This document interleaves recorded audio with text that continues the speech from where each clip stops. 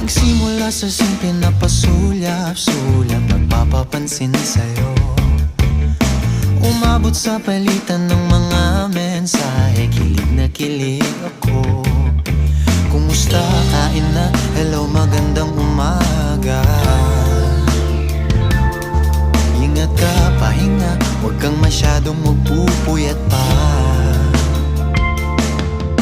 Naramdaman ng puso na dahan